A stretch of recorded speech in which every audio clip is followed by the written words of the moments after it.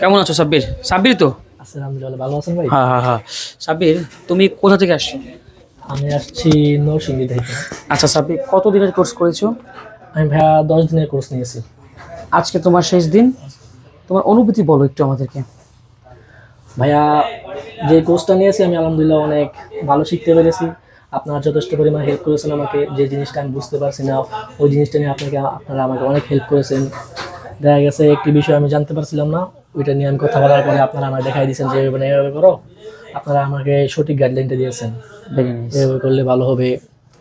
So ভাই আলহামদুলিল্লাহ আমি অনেক ভালো শিখতে পেরেছি। আপনাদের দোয়া রাখবেন যেন আমি ভালো কিছু করতে পারি জীবনে। আচ্ছা ইনশাআল্লাহ, অনেক অনেক দোয়া থাকবে। তুমি লাতে আর্ট শিখতে পেরেছো? লাটে আর্ট, জি ভাইয়া। কয়টা পারো?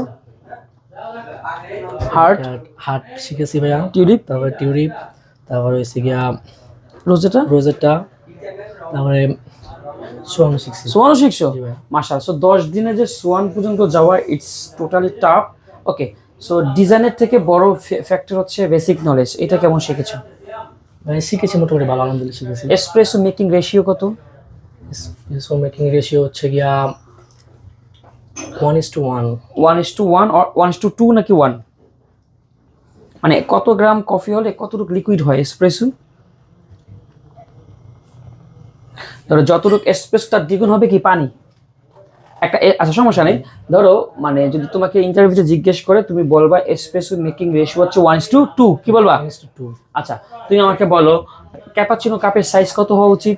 ক্যাপাচিনো হচ্ছে গিয়া 150 থেকে 180। এক্স্যাক্টলি, হ্যাঁ 150 থেকে 180। লাটে কাপ সাইজ কত হওয়া উচিত? লাটে হচ্ছে গিয়া লাটে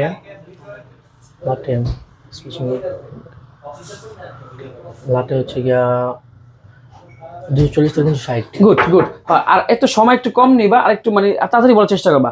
আচ্ছা, কোন কফিতে ফোম বেশি? ফোম বেশি হচ্ছে ফ্ল্যাট হোয়াইট। না, ক্যাপাচিনোতে ফোম বেশি নাকি লাটেতে? ক্যাপাচিনো তো ভাইয়া। ক্যাপাচিনোতে, গুড। আচ্ছা, মকা কি? মোকা। মকাতে কফির সাথে কি থাকে? চকলেট বা কিছু থাকে? কি থাকে? চকলেট থাকে। Okay nice. হট চকলেট কি কফি? হট চকলেট, জি ভাই এটা একটা কফি। না, হট চকলেট অ্যাকচুয়ালি কফি না। এখানে হচ্ছে তোমার এসপ্রেসো থাকবে না, কোনো সমস্যা নাই। তবে তোমার প্রতি যেটা পরামর্শ থাকবে, ঘরে বসে অন্তত ডেইলি 2 ঘন্টা আমাদের ভিডিও দেখবা। তুমি যদি ভিডিও না দেখো তাহলে কিন্তু তুমি পিছিয়ে পড়বা, আর তুমি পিছিয়ে পড়লে এটা তোমার লস।